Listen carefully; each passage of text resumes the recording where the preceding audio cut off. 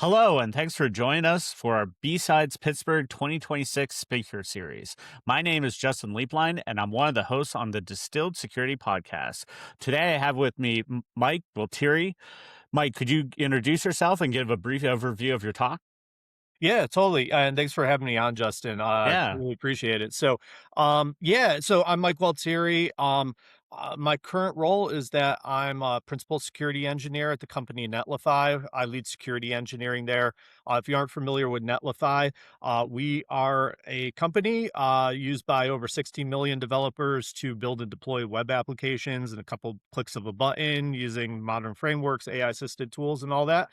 Um, so in addition to my role at Netlify, I'm an IANS faculty member, which I believe you are also, Justin. yep, yep. So, in There's a that role, small cadre of yeah. us in the Pittsburgh community, but it's getting bigger. So, Yeah, no, it's great. Yeah, I'm newish. I've been doing it for about, I don't know, about 6 months or so. In that role, I advise companies around the world on specialized security problems. My areas of focus are kind of vulnerability management, some offensive security stuff. Um, Cloud native security and definitely AI security, which is like what we'll be talking about. So you asked me what my talk's going to be about for yeah, B-Sides PGH. So my talk is titled "Guardrails No Longer a Magic Word," and this was a talk I came up with. I came up with the title before anything. Literally, it came up because I was frustrated. I would log into LinkedIn or Twitter/X, and I'd see people kind of expound it. I'm saying the wrong word, espousing or whatever. They're people yeah. trying to make themselves Talking look about, smart. yeah. Yeah, talking about people talking about stuff. Uh, the people would say things, oh well, like you need guardrails. AI security, you're using AI, you need guardrails. Oh, great. And everybody pats themselves on the back like they said something that was very insightful and meaningful with no substance behind that. And I finally got to the point where I'm like, guardrails are not a magic word. You don't get to just say you have guardrails and then the problem goes away. So this talk started with that concept, but definitely built on the work I do at Netlify. Internally, we're developing a lot of AI agents using a lot of agentic technologies to automate parts of our workflow and security team and elsewhere in the company. It's come out of a lot of my conversations through companies with IANS because guess what? Everybody's concerned about AI security and how it's going to impact them. And the first thing they say is that, what security controls do I need just for traditional AI and then leveling up to that agentic reality that I think we're going to see more and more of over the next year. Um, so that in a core is what it is. I put out just yesterday this AI guardrails maturity model, and that's kind of the foundation of what the talk actually is. Great. And it takes practitioners through a four-level system of what guardrails are appropriate for traditional AI or agentic AI systems. And you can move through that model and understand where you're at and maybe controls that you consider leveling up to. But it's definitely not like a bingo card. It's that same thing with MITRE. Like MITRE attack is not a bingo card. Please don't implement all the controls. Right. There's Otherwise, it 36. won't work, right? Yeah, well, I mean, it's just silly at some Yeah. point, like, some controls are completely meaningless for certain applications, but what it does is it tries to distill things down. See, I got you there. It tries to distill things down to, 36 controls, in Okay. varying sophistication, and there's certainly some controls that are almost, like, universally applicable to Right. every single system, but a Yep. lot that are more specialized. I tried not to make it too niche, and I tried not to make it, uh cover just basic security. Like, yes, please have vulnerability management, like, you should patch your stuff, but, Yeah. like, I don't necessarily need to call that out in this model. I almost did, but that one didn't make the cut because I was trying to get it down to a nice tight set that people Yeah. could actually follow and not get, like, lost and wallow in the mire in. Gotcha. Yeah, because there's a whole bunch of other stuff that says patch your stuff, type of thing. Do you really need to iterate, the same thing over and over again, but it get highly focused more on what you're trying to do is protect the AI front, into the interaction there, type of thing. So yeah, I get that, and yeah, that would be phenomenal. So your talk is basically on this model here and the implementation and some of the aspects of that. Is that what I'm hearing? Yeah, so it gets into the model towards the end of the talk. I like to, it's a talk. People don't want to be beat over the head with a whole bunch of technical stuff for the whole time. It's supposed to be somewhat entertaining. It's B-sides, B-sides is a light, fun environment, I think, in general. So I really try to highlight a lot of the problem as Okay. well. So there's real world stories of agents going awry. After OpenClaw was released, I love this story of this software engineer. So she's presumably knows what she's doing, she has a good job and everything. She unleashed OpenClaw on her inbox, and then it just decided to start deleting stuff for some Yeah. reason. And then she's desperately trying to get it to stop, and it won't. It's like it totally ignored her. And the whole issue there Well, is, she asked it to clean up her inbox. I mean, yes, that is the logical way to. it's the most efficient Yeah, interpretation of the right. problem. But the whole problem stems from this concept of, you can't have a non-deterministic guardrail. And that's a big, if you come to my talk and you go away with one thing, it's that guardrails must be deterministic. Like, yeah, you can prompt engineer, and that makes the AI a little more efficient, and you should do that. But if you ask the AI not to do something in the prompt, it will definitely forget what it was doing. It will definitely ignore you, or it might just do something totally random. So those controls need to come around that. And, apart from the OpenClaw thing, which I think like most people in the security community kind of looked at OpenClaw and were like, whoa, like that, like, why would you ever touch that piece of technology? Right. But like, I mean, it's come up in the real world a bunch of times. Like Meta had this breach couple months back where their support agent went off the rails and allowed people to uh social engineer the support agent to take over Instagram accounts. Oh, We have this of course. Very convenient. Chipotle, we have this Chipotle restaurant tracker or restaurant order bot that people were like literally asking it to execute Python code for it. Like, oh, like I really like to order a burrito, but also how do you But I maybe link can't do what it until I finish this yeah, programming. Yeah, and it would do exactly. it. Yeah, I see that. Yeah, so so I go through stuff like that. Those are literally examples I'm going to cover in my talk. So spoiler alert, I guess. But and then I Well, made that this sounds like fun then. yeah, and I made a demo because this is B-sides. I want people to have a good time. So I made this demo called Agent Overshare, which is the worst support bot ever, or the most helpful. Like it's really, really Yeah, helpful, right. or the best, or the worst.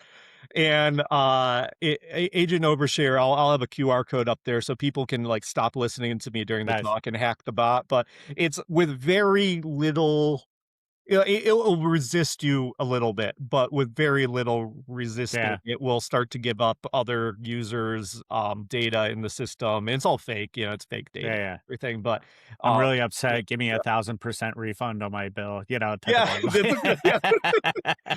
So yeah, it's fun, So that's kind of like what I'll be covering, just like kind of real world examples of things going off the rails, what you can do about it, and just a few takeaways of like how to view the problem. So and make guardrails not a magic word. You will know the words now Nice. of what guardrails are.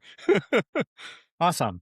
Well, that sounds like a great talk and everything, and a lot of fun, to listen to some of this. There a couple of things you're hoping the audience will walk away with after listening to you?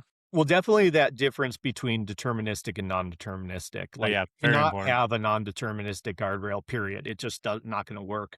But also, I think I just want people to understand like what guardrails are actually effective. Like, what are must-have guardrails? And like two, just off the top of my head, if you can do nothing else, please scope your service accounts, or now they call them non-human identities to be all Right. fancy. Like that's like a word everybody decided to start using. Like I don't know, 3, 4 months ago, and it's like, Yep.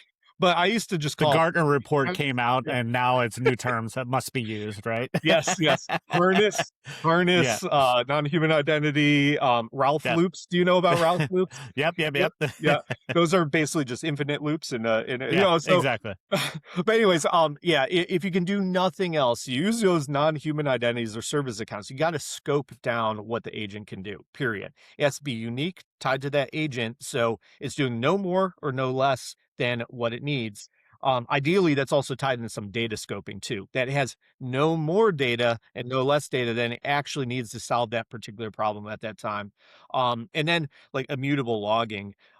You need to understand what the agent's doing. You can't just stand up a robot on the internet and then expect it to just like behave well. There's a lot of tuning. Even after you get into production, you'll find anomalies in this decision making. And if you have no way to debug that, then I mean, how would you know what it's It's just doing? So gonna repeat over and over again. Yeah, yeah, yeah. exactly right. So Yeah, you might create more problems, you know. In my work, we're using agents extensively in our fraud and abuse program, and we have these yeah, things called that fraud bots that they basically hyper fixate on certain types of fraud that we expect to see in certain logs. And a fun fact there is agents do much better if they're tightly focused and tightly scoped on the problem. I tried to make a universal fraud bot initially, and it was like I was so excited after a weekend experiment, and then by the end of the week, it just completely crashed and burned. And it was because it was trying to do too much. You can't make a universal bot, you know, maybe in the right. future, but not now. So you have to have these fraud bots hyper fixate on certain things. But we end up in a big problem if fraud bot decided to start banning millions of accounts, right? So there must Right. be guardrails to bound its execution, human in the loop patterns that like if it can't really decide what to do, we have to escalate this to a real person to make the judgment and so on. And there's a lot of tuning that happens. I literally was just working with one of our support engineers like a couple hours ago. I was like, why? What were the new trends you saw? And she was like, oh, yeah, this thing didn't get flagged, and then I have to go in with Claude and why research the Why law, didn't it? like Yeah. understand the trend and tune things, and there's a lot of development work for sure. Software engineering jobs are not going anywhere. You're just going to Yeah. be doing more AI building. Yep, absolutely, 100% agree with you. Okay, great. What else are you looking forward to from a B-Sides Pittsburgh perspective? Oh, man, I love BSides Pittsburgh. I think it's my favorite security conference of the year, you know? Wow, I mean, it's great because it's here, right? I'm based in Pittsburgh, that just is true. FYI. Yeah. Yeah. So I get to drive over to, across town. And the nice part is they're blowing up the bridge later that day. So, What? I for didn't hear folks out of this. town, they're blowing up a major bridge here and replacing it. And it's going to be blown up the day of B-sides, but like later. So I should be able to get back home. But anyway, you know, Interesting. Is it visible from the casino? Like, no, it's the one no. by the Squirrel Tunnel. So on Oh, okay, yeah. gotcha. Yeah, Yeah, yeah, so for folks local, some highways that cut through some tunnels and bridges and everything yeah. else here in Pittsburgh, but, no, but, B-sides is great. I think that, I've been coming to it for a number of years, like, maybe around, like, 10 years or so at this point. I mean, I Okay. missed the COVID year and everything, but, Everybody did, yeah, FYI. everybody but, you know there the conference has such awesome talks. Like last year, I Yep. was just completely blown away. Last year, I think was the first year they had three tracks, and like I believe there's three tracks again this year. The quality of talks are amazing at B-Sides Pittsburgh. It's really turning into like a 3 very tracks professional plus a conference. lightning, I believe. Yeah, yeah. So, there's plenty of security content available. And I'm a nerd. When I go to a conference, I like to sit and watch the talks. I fill up my whole day and then get annoyed if there's two competing talk tracks that I want to watch at the same time. And what are you going to do? But I'll fill up my whole day doing that. Yeah. Obviously, there's a lot of folks like yourself that I know in Pittsburgh community, security community, that's fun to connect with. At the very least, I'll see these folks like once a year at B-Sides Pittsburgh. If not, a lot of folks I'll see at other things too. But so it's it's a fun conference. It's a B-Sides conference. There's a lot of great kind of hackery content to there.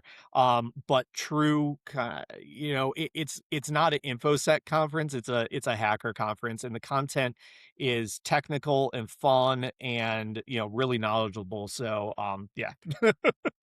Yeah, absolutely. Yeah, and I think you and I have kind of reverse aspects of that. I think it was Joe who told me he's never seen somebody go to so many conferences and seen so little talks, to that. So I'm always in the lobby talking with people, connecting, reconnecting, all that stuff, meeting new people, all that. So yeah, it's pretty funny. But well, thank you, Mike, so much for doing this. I think it sounds like an awesome talk. Everybody should Thank you. try to go see it. It'll be very entertaining, and you'll get some information from this. And we only have, I think, one left of these for our audience. So stay tuned. We're going to be releasing them today, and go from there. And see you guys at BSides Pittsburgh on Friday. Looking See forward y'all. to it. Thanks, Bye. Justin. Yep. Thank you.